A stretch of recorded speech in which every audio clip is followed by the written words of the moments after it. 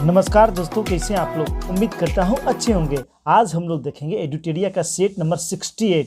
इससे पहले हम लोगों ने 1 से लेकर 67 सेट देखे विस्तार के साथ। दोस्तों, पढ़ाई इतनी अच्छी से करना है कि जो एक बार पढ़ लें और दोबारा पढ़ने का कभी हमको ज़रूरत ना पड़े, यानी उस क्वेश्चन के बारे में इतना डीपली पढ़ें और इतना बार रिवाइज करें कि फिर लाइफ में कभी नहीं भूलें। चलिए दोस्तों, देखते हैं आज का पहला प्रश्न। प्रश्न है, आदिवरा की उपाधि किस शासक ने धारण किया था। तो ये धारण किया था भोज। किसने? भोज ने धारण किया। भोज यह गुर्जर प्रतिहार वंश का शासक था। गुर्जर प्रतिहार वंश का सर्वाधिक शक्तिशाली शासक था, जबकि गुर्जर प्रतिहार वंश का संस्थापक था नागभट्ट प्रथम। कौन था? नागभट्ट प्रथम था। वहीं बात करें महेंद्र पाल, यह भी गुर्जर प्रतिहार वंश का शासक था। इसी के दरबार में रहते थे राजशेखर। कौन रहते थे? राजशेखर महेंद्र पाल के दरबार में रहते थे। वहीं धर्मपाल की बात करें तो हम लोग जानते हैं यह पाल वंश का शासक था, जिन्होंने विक्रमशिला विश्वविद्यालय की स्थापना किया था। किसने? धर्मपाल ने। ध्रुव की बात करें तो यह राष्ट्रकूट वंश का शासक था। राष्ट्रकूट वंश का शासक था जिसने कन्नौज पर अधिकार के लिए त्रिपक्षीय संघर्ष जो हुआ था उसमें भाग लिया था, और प्रतिहार वंश के जो शासक थे वत्सराज, उसे और पाल वंश के ये शासक धर्मपाल, इस दोनों को पराजित किया था। किसने पराजित किया था? ध्रुव ने पराजित किया। ध्रुव को धारा वर्ष भी कहा जाता है। ध्रुव को धारा वर्ष भी कहा जाता है। चलिए दोस्तों, अगला प्रश्न देखते हैं। प्रश्न है, मध्यकालीन इतिहास के किस शासक के दरबार में सर्वाधिक गुलाम थे। यानी कह सकते हैं दिल्ली सल्तनत के किस शासक के काल में सर्वाधिक गुलाम थे, तो वह था Firoz Shah Tughlaq. Option number D. Tughlaq के समय, तुगलक की बात करें तो इनका जन्म 309 ईस्वी में हुआ था। किस में हुआ था? 309 ईस्वी में। इससे पहले मोहम्मद बिन तुगलक जो शासक था, उसकी नीतियां जो अमीरों और सेना के प्रति बहुत गलत था, और उन दोनों में गहरा असंतोष फैल गया था। इसलिए फिरोज शाह तुगलक ने अमीरों, सेना और उलेमाओं के प्रति तुष्टीकरण की नीतियां अपनाई। इसने हुक्म जारी किया कि जब भी किसी अमीर की मृत्यु हो तो इक्ता सहित उसका स्थान उत्तराधिकार में उसके पुत्र को दे दिया जाए। वहीं बात करें, फिरोज शाह तुगलक ने लोक निर्माण विभाग की स्थापना किया था। किसका? लोक निर्माण विभाग की स्थापना किया था फिरोज शाह तुगलक। इन्होंने जजिया कर को अलग कर दिया था। पहले यह राजस्व कर का हिस्सा था, पर इन्होंने जजिया कर को अलग कर दिया, और इन्होंने ब्राह्मणों पर भी जजिया कर लगाया, जो बहुत बार एग्जाम में आया।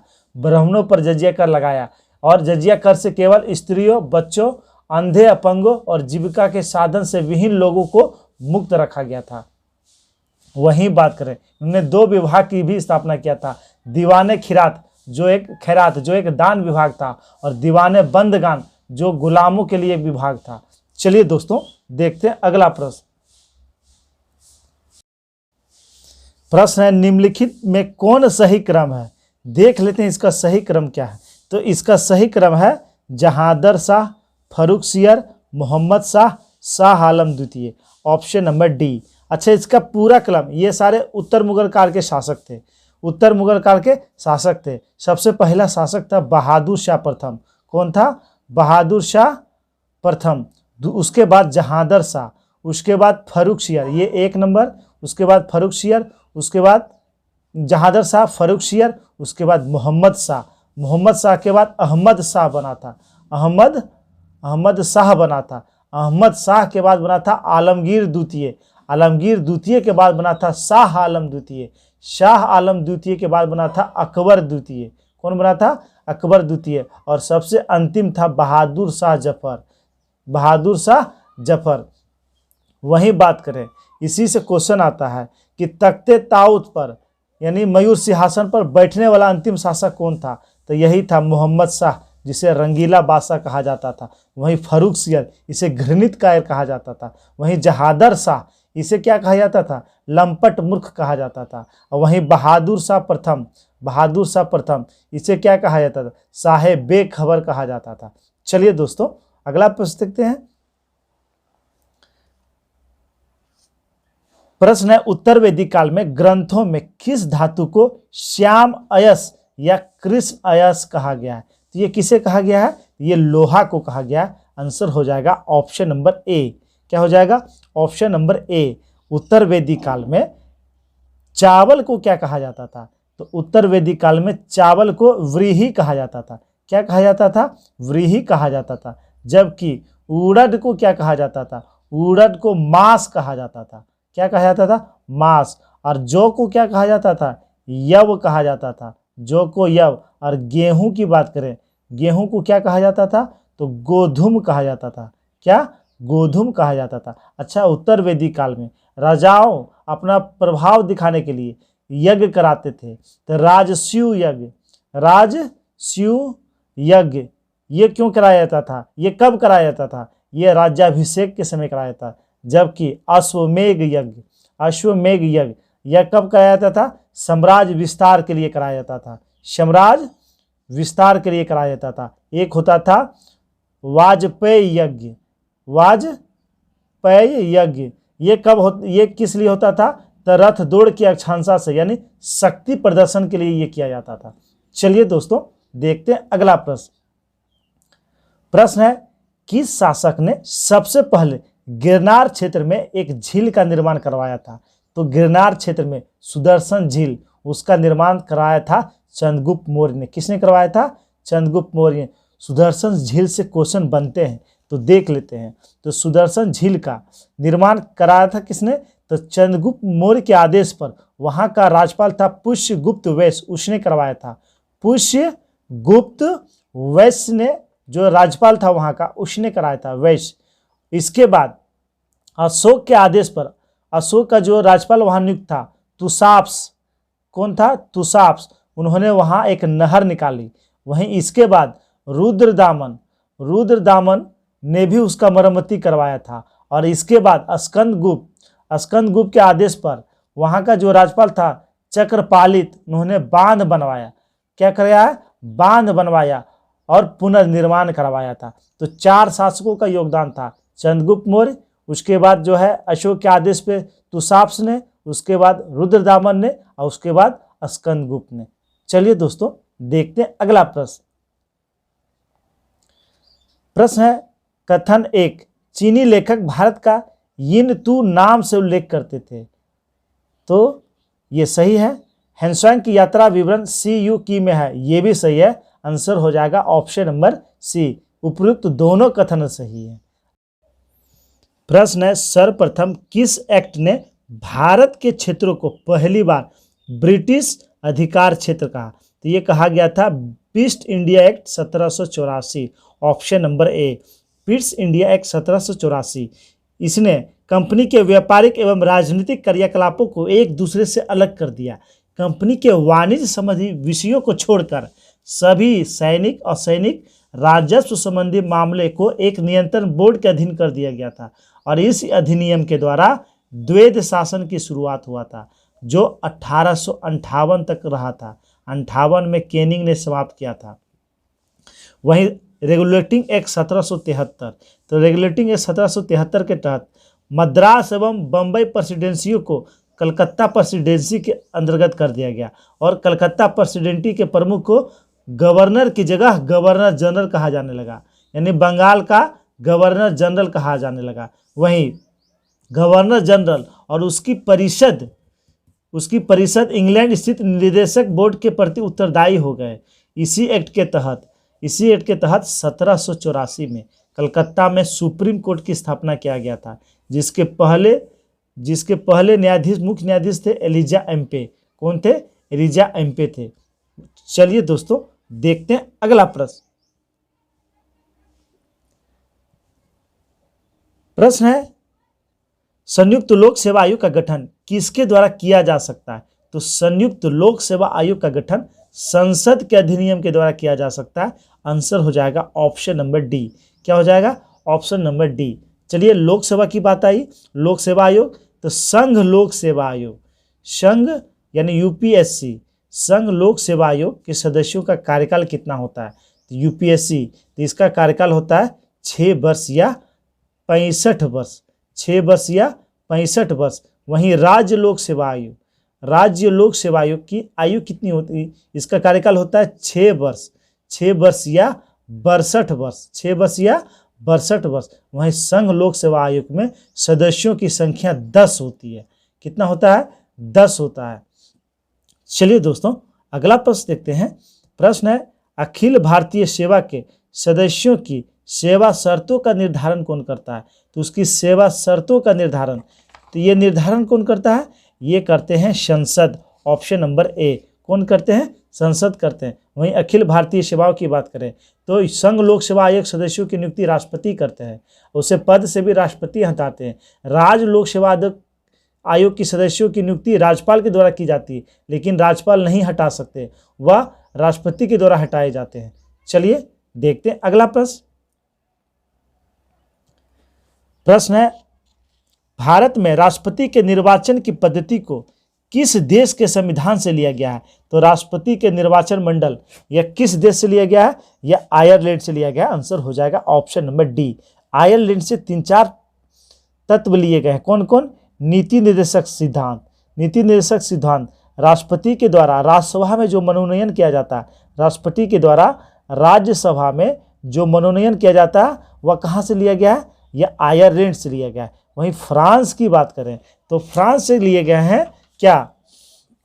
तो गणतंत्रात्मक और प्रस्तावना में स्वतंत्रता, क्षमता और बंधुत्व का आदर्श लिया गया है फ्रांस से। बात करें जर्मनी की तो जर्मनी से क्या लिया गया है? तो जर्मनी आपातकाल के दौरान राष्ट्रपति को मौलिक अधिकार संबंधी शक्तियां कहां से लिया गया है? जर्मनी से। अमेरिका की बात करें तो यहां से प्रस्तावना, मौलिक अधिकार, न्यायिक पूर्णावलोकन, संविधान की सर्वोच्चता, न्यायपालिका की स्वतंत्रता, निर्वाचित राष्ट्रपति और उस पर महाभियोग, उपराष्ट्रपति का पद और वित्तीय आपात, ये कहाँ से लिए गए हैं? ये सारे लिए गए हैं अमेरिका से। चलिए दोस्तों देखते हैं अगला प्रश्न।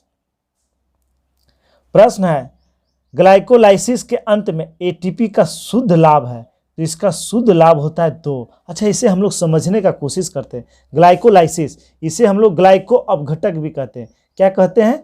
ग्लाइको अपघटन भी कहते हैं, अपघटन भी कहते हैं। वहीं ये शोषण के दौरान, शोषण की क्रिया है, ये कहाँ होती है? कोशिका द्रव में होती है। कहाँ होती है?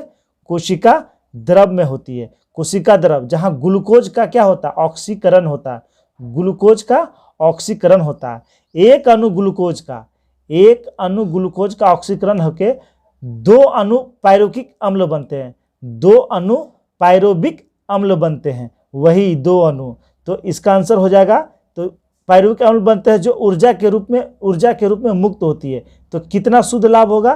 तो 2 एटीपी। जो 2 अणु पायरुविक अम्ल बनते हैं वही शुद्ध लाभ हुआ। आंसर हो जाएगा ऑप्शन नंबर बी।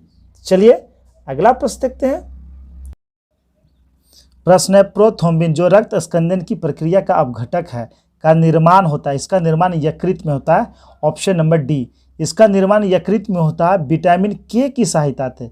विटामिन के की सहायता से। विटामिन के हम लोग जानते हैं रक्त का थक्का बनाने में मदद करता है। रक्त का थक्का कितना देर में बनता है? तो 2 से 5 मिनट में बनता है। 2 से 5 मिनट में बनता है। वहीं रक्त का थक्का बनाने के लिए अनिवार्य प्रोटीन कौन सा है? तो वह प्रोटीन है फाइब्रिनोजन। कौन है? फाइब्रिनोजन प्रोटीन जो है रक्त का थक्का बनाने के लिए अनिवार्य प्रोटीन है।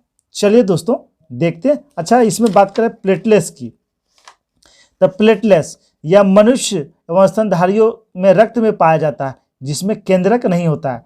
प्लेटलेट्स में केंद्रक नहीं होता है। प्लेटलेट्स का निर्माण किसमें होता है? अस्थि मंजा में होता है, यानी बोन मेरो में होता है। और इसका जीवन काल 3 से 5 दिन होता है। 3 से 5 दिन होता है। वहीं जब डेंगू हो जाता है तो उसके शरीर में प्लेटलेट्स की कमी हो जाती है। क्या चीज़ का कमी होता है? प्लेटलेट्स की कमी हो जाती है। चलिए अगला प्रश्न है, पेप्सिन किस माध्यम में कार्य कर सकता है? तो यह अम्लीय माध्यम में। आंसर हो जाएगा ऑप्शन नंबर बी। पेप्सिन की बात करें तो इसका स्रावन जठर रस से होता है। कहाँ होता है? कहाँ से होता है? जठर रस से होता है। पेप्सिन और रेनिन, इसका जो स्रावन होता है वह जठर रस से होता है। पेप्सिन यह प्रोटीन को पेप्टोन्स में बदलता है। प्रोटीन को पेप्टोन्स में बदलता है, जबकि रेनिन केसिन को कैल्शियम पेरा केसिनेट में बदलता है। वहीं बात करें लार से, तो लार से 2 एंजाइम स्रावित होते हैं, एक टाइलिन और दूसरा मोल्टेज। अग्नाशय की बात करें तो उससे 3 एंजाइम स्रावित होते हैं, ट्रिप्सिन, एमाइलेज और लाइपेज। वहीं अग्नाशय रस की बात करें तो वहां से इरेप्सिन, मोल्टेज, सुक्रेज, लेक्टोज और लाइपेज नामक एंजाइम स्रावित होते हैं। चलिए दोस्तों देखते हैं अगला प्रश्न। प्रश्न है, एक अनुवांशिक बीमारी जिसके परिणाम स्वरूप रक्त जमने में दिक्कत होती है वह होती है haemophilia. Option number C, haemophilia. जबकि लुकेमिया WBC की कमी से लुकेमिया होता है, एनीमिया RBC की कमी से एनीमिया होता है। अच्छा, अनुवांशिक रोग की बात आई तो कुछ अनुवांशिक रोग, वर्णधता यह अनुवांशिक रोग होता है, वर्णधता जो है यह अनुवांशिक रोग होता है। वहीं Turner syndrome, Klinefelter syndrome, Down syndrome और पटाउ सिंड्रोम ये सारे जो है अनुवांशिक बीमारी हैं। चलिए दोस्तों देखते हैं अगला प्रश्न। प्रश्न है, निम्नलिखित में से कौन एक नाइट्रोजन उर्वरक नहीं है? तो इसे हम लोग तभी समझेंगे जब सबका हम लोग रासायनिक सूत्र जानेंगे, यानी किसमें नाइट्रोजन नहीं होता है।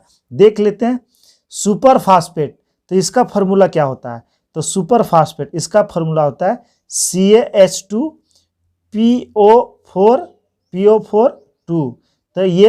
तो इसी से पता चल रहा है कि इसमें नाइट्रोजन नहीं होता है, तो इसका आंसर हो जाएगा ऑप्शन नंबर ए। बाकी अमोनियम सल्फेट इसका फॉर्मूला होता है NH4SO4। वहीं बात करें कैल्शियम सनाइड तो इसका फॉर्मूला होता है CaCN2। और यूरिया की बात करें तो इसका केमिकल फॉर्मूला होता है CH4N2O। तो इसमें भी नाइट्रोजन है, इसमें भी नाइट्रोजन है, इसमें भी नाइट्रोजन है। सुपर फास्फेट ऑफ लाइम इसमें नाइट्रोजन नहीं है, आंसर हो जाएगा ऑप्शन नंबर ए। चलिए अगला प्रश्न देखते हैं।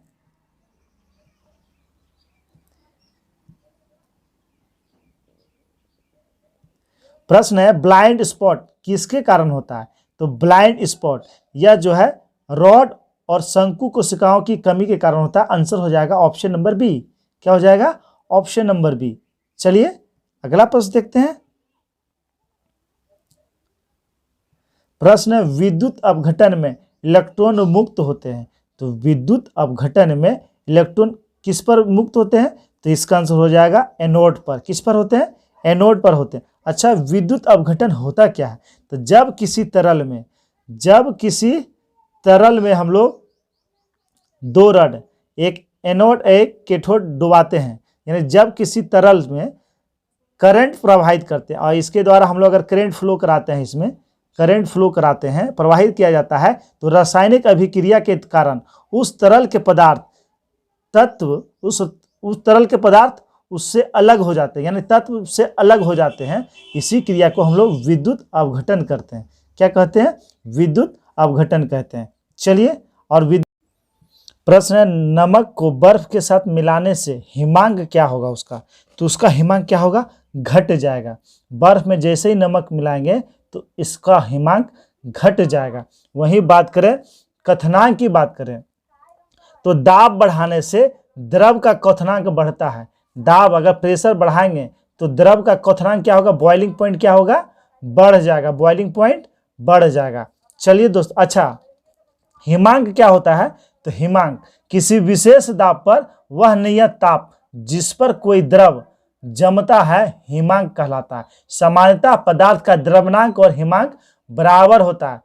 जैसे बर्फ का द्रव्यमांक और हिमांक कितना होता है?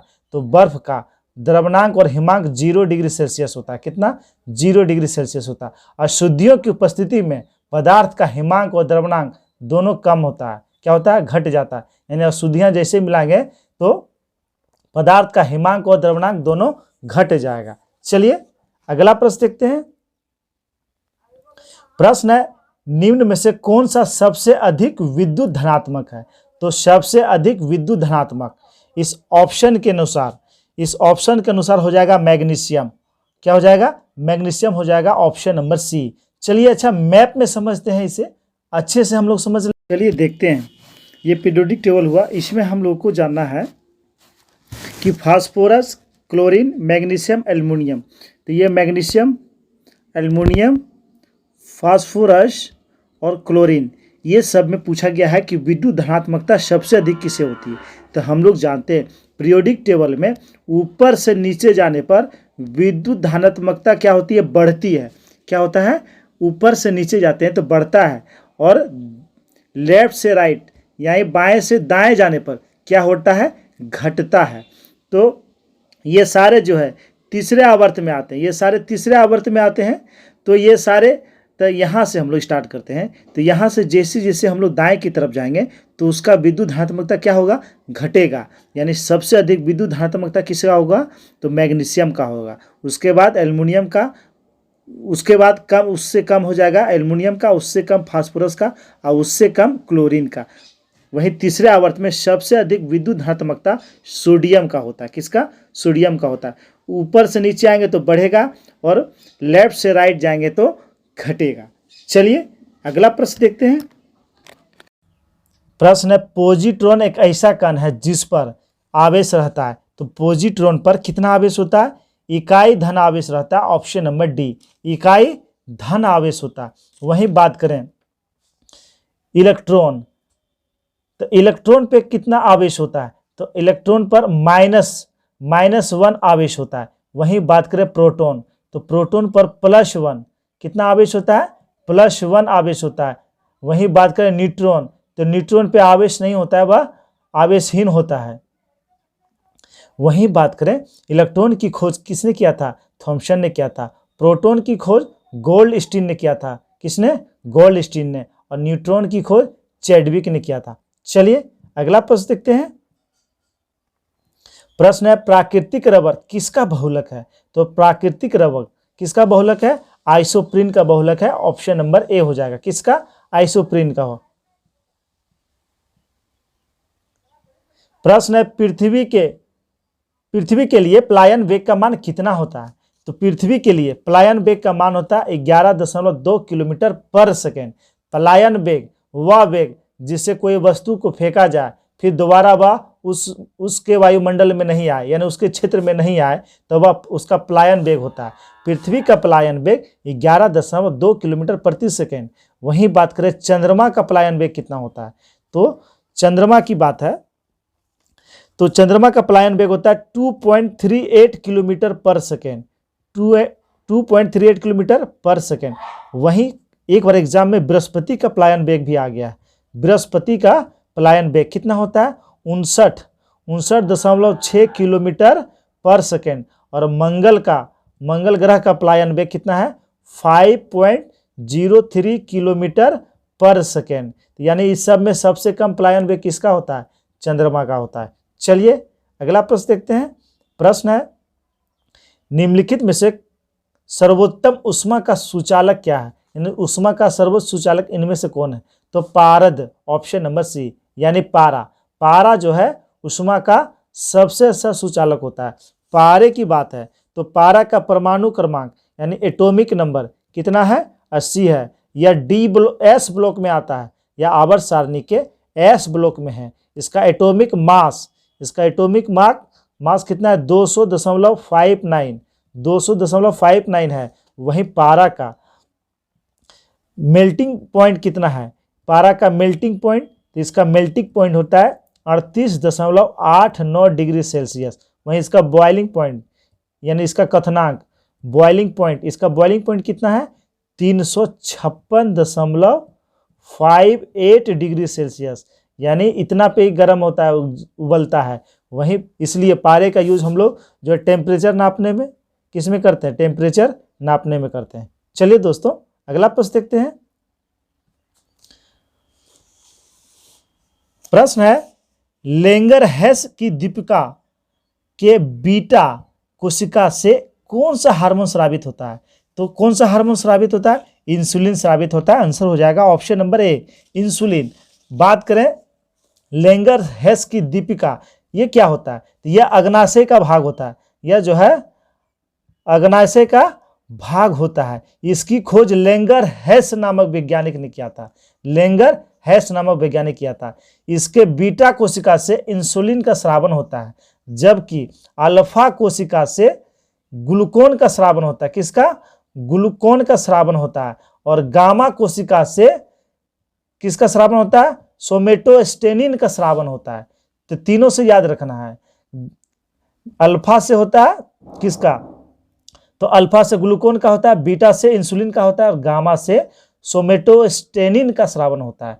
वहीं बात करें इंसुलिन, तो इंसुलिन या हम लोग देखे हैं कि बीटा कोशिकाओं से इसका श्रावण होता है। इसकी खोज बेंटिंग एंड वेस्ट ने किया था। इंसुलिन की खोज किसने किया था? बेंटिंग एंड वेस्ट ने किया था। वहीं इंसुलिन के अल्प श्रवण से मधुमेह यानी डायबिटीज नामक बीमारी होता है, और इसके अति श्रवण से यानी अधिक श्रवण से हाइपोग्लाइसीमिया नामक बीमारी होता है।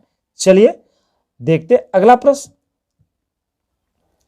प्रश्न है, निम्न में से कौन भारतीय राष्ट्रीय कांग्रेस के उदारवादी नेता नहीं थे, यानी नरम दल से संबंधित नहीं थे? तो अरविंद घोष। आंसर हो जाएगा option number D, Arvind Ghosh नहीं थे। अरविंद घोष ने कांग्रेस के बारे में क्या कहा था कि कांग्रेस क्षय रोग से पीड़ित है, यानी टीबी से ग्रसित है। चलिए दोस्तों, प्रश्न है, गोखले के राजनीतिक दर्शन का मूलाधार क्या था? तो मूलाधार क्या था? तो मूलाधार था भारतीय जनमत को जागृत करना। Option number B. गोखले की बात करें तो इनका जन्म 9 मई 1866 ईस्वी को कोतलुक में हुआ था। वहीं इनका मृत्यु 19 फरवरी 1915 ईस्वी को मुंबई में हुआ था। इनकी पत्नी का नाम था सावित्री बाई।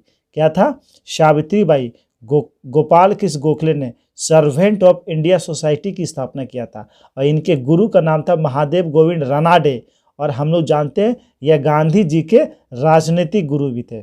चलिए अगला प्रश्न देखते हैं। प्रश्न है, व्यक्तिगत सत्याग्रह के अंतर्गत पहले सत्याग्रही विनोबा भावे थे, दूसरे सत्याग्रही कौन थे? तो व्यक्तिगत सत्याग्रह से 4 ही क्वेश्चन बनते हैं। एक, इसका शुरुआत कब हुआ, किसने किया, और 3 सत्याग्रही थे वो कौन थे? तो पहला थे विनोबा भावे, दूसरा थे जवाहरलाल नेहरू। कौन थे? जवाहरलाल नेहरू थे। और तीसरा कौन थे? तीसरा थे ब्रह्मदत्त। कौन थे? ब्रह्मदत्त थे तीसरा सत्याग्रही। वहीं बात करें इसकी शुरुआत की, तो इसका शुरुआत कब किया गया? तो इसका शुरुआत किया गया था 17 अक्टूबर 1940 को गांधी जी के द्वारा। किनके द्वारा?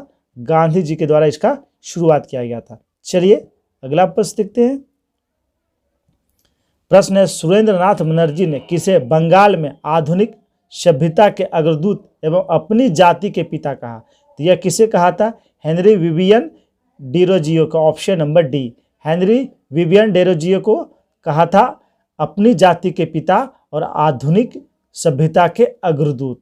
वहीं बात करें हेनरी डेरोजियो, इन्होंने यंग बंगाल आंदोलन का शुरुआत किया था। यंग बंगाल आंदोलन का शुरुआत किया था 1826 ईस्वी में। 1826 ईस्वी में। इनके पिता पुर्तगाली थे, जबकि इनकी माँ अंग्रेज थी। इनकी माँ अंग्रेज थी, या हिंदू कॉलेज के प्रोफेसर भी रहे थे। चलिए दोस्तों देखते हैं अगला प्रश्न। प्रश्न है, किनके प्रयत्नों से सम्मति आयु अधिनियम 1891 पारित हुआ था? तो ये किनके प्रयास से पारित हुआ था? तो ये पारित हुआ था बहराम जी मालावारी के। Option number C, option number C. अच्छा, संपत्ति आयु अधिनियम 1891 ये क्या था? इसके तहत लड़की की शादी की उम्र 10 वर्ष से 12 वर्ष किया गया। कितना किया गया? 10 वर्ष से 12 वर्ष किया गया था। और यह जो है जाके 26 जनवरी 1950 को निरस्त किया गया। और एक तरह से इसमें क्या था, यह एक कुप्रथा था जिसके तहत लड़कियों का जीवन बर्बाद किया जाता था। कम उम्र में शादियां कर दी जाती थी और उनका जीवन बर्बाद कर दिया जाता था। चलिए अगला प्रश्न देखते हैं। प्रश्न है, बर्मा को भारत से पृथक कब कर दिया गया? तो बर्मा को भारत से अलग ये कब किया गया? तो ये 1937 में किया गया था। आंसर हो जाएगा ऑप्शन नंबर सी। कब? 1937 में किया गया था। वहीं बात करें भारत का बहुत बार बंटवारा किया गया। तो अफगानिस्तान भारत से अलग हुआ, बर्मा अलग हुआ, पाकिस्तान अलग हुआ, बांग्लादेश अलग हुआ। पाकिस्तान और बांग्लादेश ये 1947 में अलग हो गया था। वहीं बात करें बिहार, तो बिहार का भी 3 बार बंटवारा हुआ। पहले तो बिहार 1912 में बंगाल से अलग हुआ था, 1912 में। फिर 1936 में बिहार से उड़ीसा अलग हुआ था। फिर 2000 ईस्वी में बिहार से झारखंड अलग हुआ था। कौन अलग हुआ था? झारखंड अलग हुआ था। चलिए अगला प्रश्न है, मदन मोहन मालवीय द्वारा हिंदू महासभा की स्थापना किस वर्ष की गई? तो इसकी स्थापना 1915 में किया गया था। कब किया गया था? 1915 में किया गया था।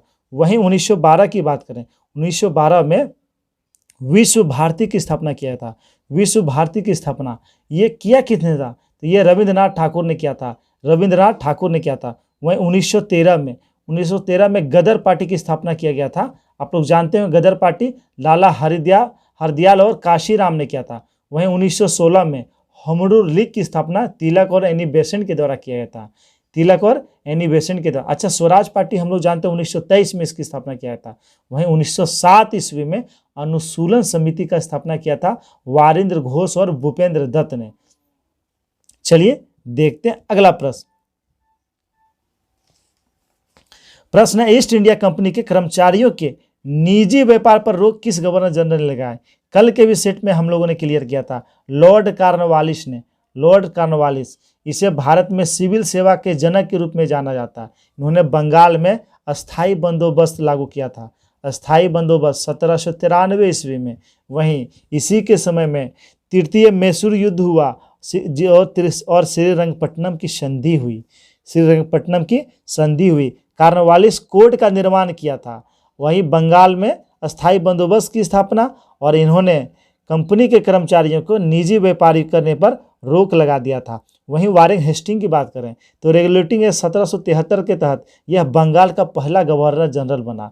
बंगाल का पहला गवर्नर जनरल बना। हेस्टिंग को भारत में न्यायिक सेवा का जनक माना जाता है। न्यायिक सेवा का जनक माना जाता है। वहीं 1774 में इसी के समय रोहिल्ला युद्ध हुआ। 1780-84 में द्वितीय आंग्ल मैसूर युद्ध हुआ। वहीं बंगाल में द्वैत शासन का समाप्त किया था इन्होंने। वहीं कलकत्ता को बंगाल की राजधानी घोषित किया था वारेन हेस्टिंग ने। वहीं सर जॉन शोर, इसके समय में निजाम और मराठों के बीच खेड़ा की लड़ाई हुआ था। वहीं विलेजली की बात करें तो चतुर्थ आंग्ल मैसूर युद्ध हुआ था जिसमें टीपू सुल्तान मारा गया था। वहीं विलेजली ने सहायक संधि प्रणाली की शुरुआत किया था। चलिए अगला प्रश्न देखते हैं। प्रश्न है, किसने कांग्रेस से अलग होकर पृथक कांग्रेस राष्ट्रवादी दल का गठन किया था? तो ये गठन किया था मदन मोहन मालवीय ने। Option number D, Madan Mohan Malviya ने। सुभाष चंद्र बोस की बात करें तो 1939 ईस्वी 1 मई 1939 ईस्वी को इन्होंने फॉरवर्ड ब्लॉक की स्थापना किया था। जबकि 1943 ईस्वी में इन्होंने आज़ाद हिंद सरकार का गठन किया था। मोतीलाल नेहरू चित्तरंजन दास ने मिलकर 1923 में स्वराज पार्टी का गठन किया था। वहीं भीमराव अंबेडकर ने 1936 ईस्वी में स्वतंत्र श्रमिक पार्टी का गठन किया था। स्वतंत्र श्रमिक पार्टी का गठन किया था। चलिए देखते हैं अगला प्रश्न है, कांग्रेस की अखंडता में वृद्धि करने हेतु 1912 बांकीपुर बिहार की सभा में डेलीगेट शुल्क घटाकर कितना किया गया था? तो डेलीगेट शुल्क 5 रुपये से 1 रुपये कर दिया गया था। आंसर हो जाएगा ऑप्शन नंबर डी। कितना? Option number D. ये 1912 का जो बांकीपुर अधिवेशन हुआ था बिहार का एकमात्र अधिवेशन था जिसकी अध्यक्षता किसने किया था? ये भी एग्जाम में बहुत बार आया था। तो इसकी अध्यक्षता किया था आर एन माधोलकर ने इसकी अध्यक्षता में। इसके बाद 1913 की जो कराची में अधिवेशन हुआ था उसकी अध्यक्षता किया था नवाब सैयद मोहम्मद बहादुर ने। 1914 मद्रास अधिवेशन की अध्यक्षता किया था भूपेंद्र नाथ बसु ने। और 1915 मुंबई में जो हुआ था उसमें लॉर्ड वेलिंगटन ने भाग लिया था। उसकी अध्यक्षता किया था सत्येंद्र प्रसाद सिन्हा ने उसकी अध्यक्षता किया था। चलिए अगला प्रश्न देखते हैं। प्रश्न है, डेविड हेयर और अलेक्जेंडर डफ के साथ मिलकर निम्नलिखित में से किसने कलकत्ता में हिंदू कॉलेज की स्थापना किया? तो कलकत्ता में हिंदू कॉलेज की स्थापना इस सब को सहयोग से किसने किया था? राजा राम मोहन राय ने किया था। आंसर हो जाएगा ऑप्शन नंबर डी, राजा राम मोहन राय ने 1825 ईस्वी में वेदांता कॉलेज की भी स्थापना किया था।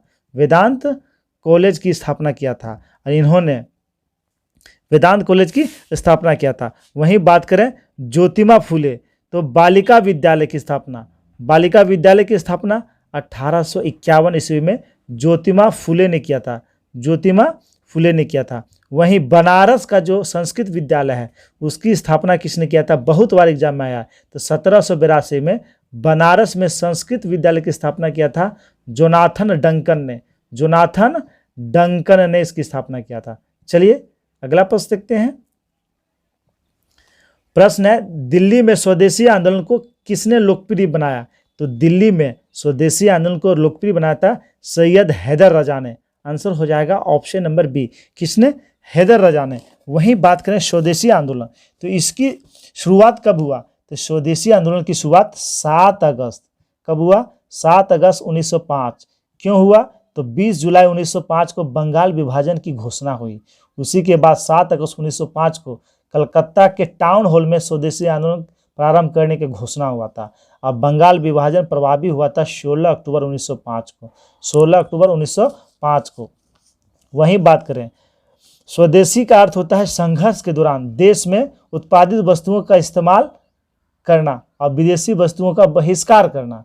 वहीं इस आंदोलन में वस्तुओं को बढ़ावा देने के साथ साथ, स्वदेशी वस्तुओं को बढ़ावा देने के साथ साथ विदेशी वस्तुओं का बहिष्कार करने का भी नारा दिया गया था।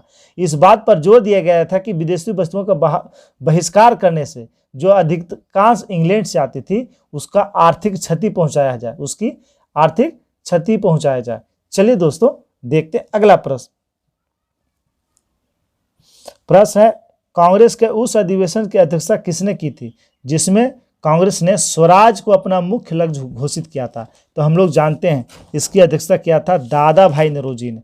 दादा भाई नौरोजी ने 1906 के कलकत्ता अधिवेशन की अध्यक्षता किया था और उसी में इन्होंने स्वराज का मांग रखा था, स्वराज का पहला प्रयोग भी किया था। इसके बाद 1907 का जो सूरत अधिवेशन हुआ था उसकी अध्यक्षता किया था रास बिहारी घोष ने। रास बिहारी घोष ने, उसमें कांग्रेस का विभाजन हो गया था।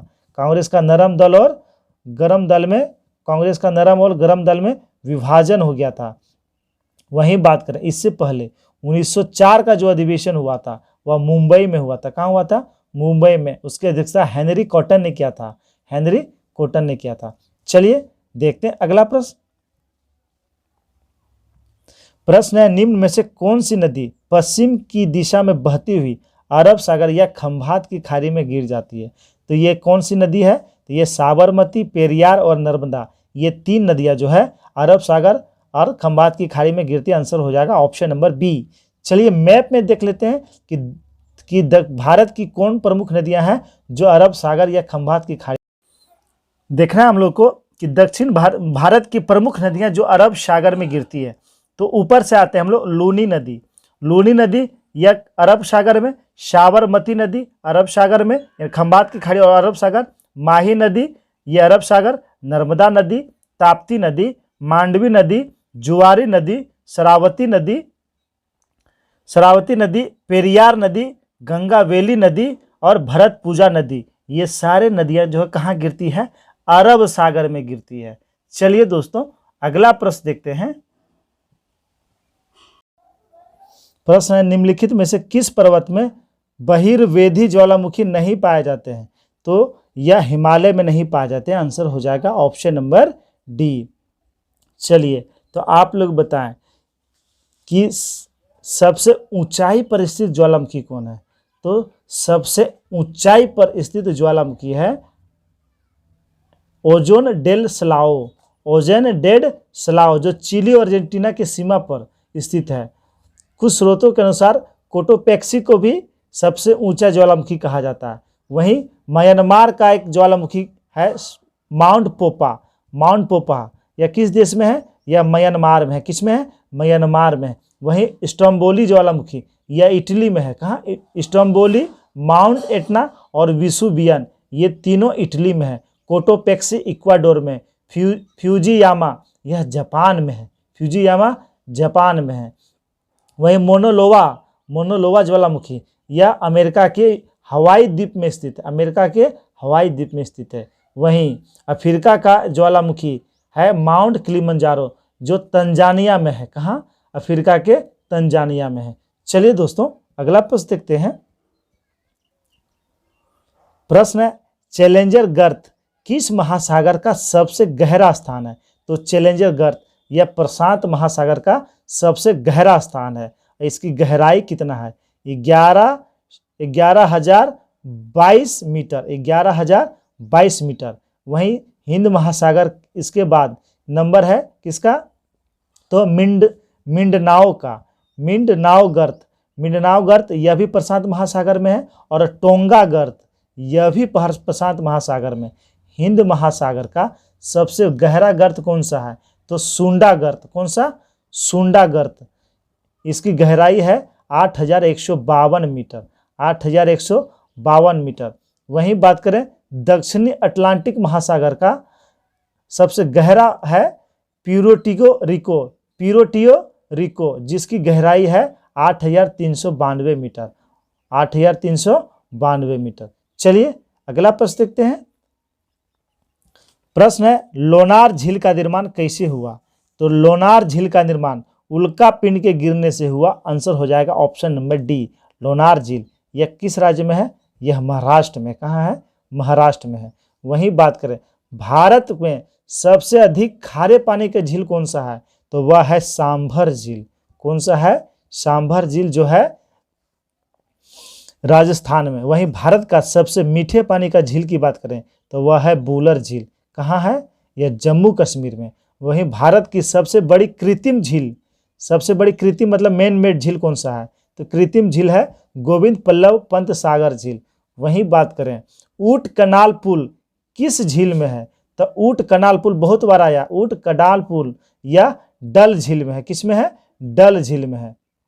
वहीं बात करें राजस्थान की कुछ झील, तो राज संबत झील, पिछोला झील, जय संबत झील, फतेह सागर झील और डिडवाना झील, यह जो है राजस्थान में है। वहीं लोकटक झील यह मणिपुर में है, लोकटक झील मणिपुर में है। वहीं पुलिकट झील यह तमिलनाडु और आंध्र प्रदेश में है, तमिलनाडु और आंध्र प्रदेश में है। वहीं भारत में सबसे ऊंचाई पर स्थित झील है चोलामू झील, जो सिक्किम में है। कहाँ है, सिक्किम में है। वहीं भारत का सबसे लंबा झील यह वेबनाड झील केरल में है, यह नौकायान के लिए उपयुक्त है, वेबनाड झील। चलिए अगला प्रश्न देखते हैं। प्रश्न है निम्न में से कौन नकदी फसल सम्मिलित नहीं, यानी कौन नकदी फसल नहीं है, तो गेहूं। गेहूं जो है नकदी फसल नहीं है, गेहूं रबी फसल के अंतर्गत आता है, रबी फसल। रबड़, जूट, तंबाकू, मूंगफली ये सारे नकदी फसल में आते हैं। चलिए अगला प्रश्न देखते हैं। प्रश्न है क्षेत्रफल के अनुसार निम्नलिखित जिलों का सही अवरोही क्रम क्या है, यानी सबसे अधिक क्षेत्रफल किसका है, तो इसका सही क्रम क्या है, क्रम देख लेते हैं। तो इसका सही क्रम है ऑप्शन नंबर सी, यानी सबसे अधिक क्षेत्रफल है पश्चिमी चंपारण, गया, पूर्वी चंपारण और रोहतास। चलिए मैप में एक बार समझ लेते हैं। ये हम लोग समझते हैं क्षेत्रफल, तो सबसे अधिक क्षेत्रफल है पश्चिमी चंपारण का। किसका, ये पश्चिमी चंपारण यानी बेतिया का। उसके बाद नंबर है गया का, दूसरे स्थान पे है गया। तीसरे स्थान पे पूर्वी चंपारण यानी मोतिहारी का नंबर है। चौथे स्थान पे रोहतास का नंबर है। किसका नंबर है, रोहतास का नंबर है। वहीं सबसे कम क्षेत्रफल की बात करें तो सबसे कम क्षेत्रफल ये किसका है, ये शिवहर का है। किसका है, ये शिवहर का है, जो पूर्वी चंपारण, सीतामढ़ी और मुजफ्फरपुर के बीच में अवस्थित है, शिवहर का है। और उसके बाद किसका है, तो उसके बाद हो जाएगा शेखपुरा और अरवल, ये अरवल और उसके बाद शेखपुरा का नंबर है। तो सबसे अधिक क्षेत्रफल पश्चिम चंपारण, उसके बाद गया, उसके बाद पूर्वी चंपारण और उसके बाद रोहतास का नंबर है। चलिए देखते हैं अगला प्रश्न। प्रश्न है खनिज और उसके प्राप्ति स्थानों का सही मिलान करना। अबरख, तो अबरख ये पाया जाता है कहाँ, गया। वहीं स्वर्ण, जमुई, डोलोमाइट, रोहतास और सीसा भागलपुर। आंसर हो जाएगा option number C, option number C. चलिए अगला प्रश्न देखते हैं। प्रश्न है ब्लू फ्लैग प्रमाणीकरण यानी ब्लू फ्लैग सर्टिफिकेशन संबंधित है समुद्र तट से। Option number B. किससे संबंधित है, समुद्र तट से संबंधित है। भारत के 12 समुद्र तटों को ब्लू फ्लैग सर्टिफिकेशन दिया गया। अभी हाल ही में अंतिम में 2 लक्षद्वीप के 2 तट, एक है मिनिकॉय थुंडी बीच, मिनिकॉय थुंडी बीच और कमदत बीच, ये 2 बीच है लक्षद्वीप के, उन्हें ब्लू फ्लैग सर्टिफिकेट मिला है। ये दिया किसके द्वारा जाता है, तो फाउंडेशन फॉर इन्वायरमेंटल एजुकेशन के द्वारा यह दिया जाता है। सबसे शुद्ध सबसे स्वच्छ और पर्यावरण के अनुकूल जो तट होते हैं उन्हें यह सर्टिफिकेट मिलता है। चलिए देखते हैं अगला प्रश्न। प्रश्न है, राजकोषीय घाटा की नई परिभाषा का सुझाव किस समिति के द्वारा दिया गया था? तो इसका जो सुझाव जो है किसके द्वारा दिया गया था? तो राजा चलैया समिति के द्वारा। आंसर हो जाएगा ऑप्शन नंबर ए, जिसका गठन 1991 में किया गया था। वहीं चक्रवर्ती समिति का गठन, इसका गठन 1982 ईस्वी में किया गया था। उन्होंने मुद्रा सुधार नीति के संबंध में सुझाव दिए थे। वहीं बात करें रंगराजन समिति, इसका गठन 1993 में किया गया था। विनिवेश से संबंधित सुझाव इन्होंने दिया था। चलिए अगला प्रश्न देखते हैं। प्रश्न है, 1867-68 में दादा भाई नौरोजी ने भारत में प्रति व्यक्ति आय का आकलन किया था और बताया कितना था? तो 1867-68 में प्रति व्यक्ति आय बताया गया था 20 रुपये। कितना बताया था? 20 रुपये। वहीं 1911 में एस सिरसास ने प्रति व्यक्ति आय बताया था 49 रुपये। वहीं 1951 में जो प्रति व्यक्ति आय निकाला गया था, पीवी महालनोबिस उसके अध्यक्ष थे, उस समय प्रति व्यक्ति आय बताया गया था 225 रुपये। 225 रुपये बताया गया था। वहीं बात करें राष्ट्रीय आय। अच्छा, राष्ट्रीय आय कहते किसे हैं? तो किसी भी अर्थव्यवस्था में एक वर्ष के अंदर यानी एक वर्ष के दौरान उत्पादित अंतिम वस्तुओं तथा सेवाओं का मूल्य राष्ट्रीय आय कहलाता है। क्या कहलाता है? राष्ट्रीय आय कहलाता है। चलिए देखते हैं अगला प्रश्न। प्रश्न, निम्न में से कौन समाजीय अर्थव्यवस्था की विशेषता नहीं है?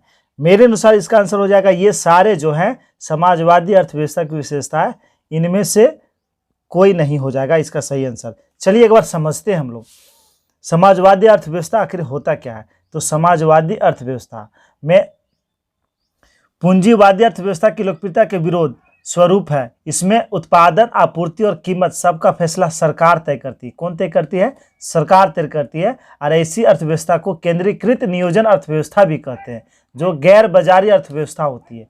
गैर बाजारी अर्थव्यवस्था होती है और इसमें नियंत्रण किसका होता है? तो सरकार का होता है। वहीं पूंजीवादी अर्थव्यवस्था, तो पूंजीवादी अर्थव्यवस्था का मतलब है कि इसका जो बाजार तय करता है, वह इसका जो है मूल्य कौन तय करता है? तो इसका मूल्य तय करता है बाजार, यानी इसका उत्पादन और कितना उत्पादन करना है, कितना उत्पादन की आवश्यकता है, ये सब बाजार तय करता है। सरकार की इसमें कोई भूमिका नहीं होती। वहीं बात करें मिश्रित अर्थव्यवस्था, भारत में कैसी अर्थव्यवस्था है?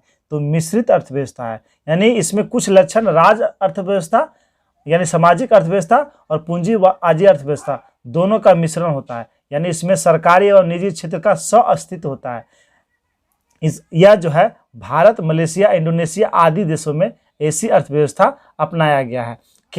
केन्स ने सुझाव दिया था कि पूंजीवादी अर्थव्यवस्था को समाजवादी अर्थव्यवस्था और कुछ कदम बढ़ाना चाहिए, जबकि प्रोफेसर लॉन्ज ने कहा था समाजवादी अर्थव्यवस्था को पूंजीवादी अर्थव्यवस्था की और कुछ कदम बढ़ाना चाहिए था। वहीं बंद अर्थव्यवस्था क्या होता है? तो जहां ना आयात और निर्यात हो, तो ऐसी व्यवस्था को बंद अर्थव्यवस्था कहते हैं। चलिए अगला प्रश्न देखते हैं। प्रश्न है, निम्न में से कौन किसी देश में आर्थिक समृद्धि की अनिवार्य शर्त है? तो अनिवार्य शर्त, तो ये क्या है? पूंजी निर्माण। ऑप्शन नंबर डी, पूंजी निर्माण। चलिए देखते हैं आज का अंतिम प्रश्न। प्रश्न है, मुद्रास्फीति में क्या होता है? देख लेते हैं। मुद्रास्फीति में कीमतों के असमान स्तर में लगातार वृद्धि होती है। बिल्कुल होती है। मुद्रा के मूल्य या क्रय शक्ति में कमी आती है, ये भी सही है। विनिमय दर में सुधार होता है, बिल्कुल सुधार नहीं होता। आंसर हो जाएगा 1 और 2 सही है, ऑप्शन नंबर बी। अच्छा, मुद्रास्फीति होता क्या है? तो मुद्रास्फीति वह स्थिति होती है जिसमें कीमत स्तर में वृद्धि होती है तथा मुद्रा का मूल्य गिरता है, मुद्रा का वैल्यू गिरता है। यानी मुद्रास्फीति वह अवस्था होती है जब वस्तुओं की उपलब्धता मात्रा की तुलना में मुद्रा तथा खास की मात्रा में अधिक वृद्धि होती है। परिणाम स्वरूप मूल्य स्तर में निरंतर और महत्वपूर्ण वृद्धि होती है, जिससे वस्तु महंगी हो जाती है। जब मुद्रास्फीति होगी तो वस्तु क्या हो जाएगी? वस्तु महंगी हो जाएगी। इसमें देनदार को हानि होता है, जो देता है उसे क्या होता है? देनदार को हानि होता है। और लेनदार और ऋणी यानी ऋणी को जो है इसमें लाभ होता है, ऋणी को लाभ होता है। दोस्तों ये था एडुटेरिया की तरफ से 50 बहुत ही महत्वपूर्ण प्रश्न जो सभी एग्जाम के लिए महत्वपूर्ण है। पूरा प्रश्न आप लोग देखिएगा, इससे रिलेटेड जितना क्वेश्चन बन सकते हैं आप लोग भी कोशिश कीजिए इस क्वेश्चन से रिलेटेड जितना अन्य प्रश्न बन सकते हैं उसे लिखने का, ताकि आपको रिवीजन में आसानी हो। दोस्तों अगर वीडियो वास्तव में अच्छा लगा हो तो लाइक कर देंगे और अपने अपने ग्रुप में शेयर कर देंगे। धन्यवाद दोस्तों।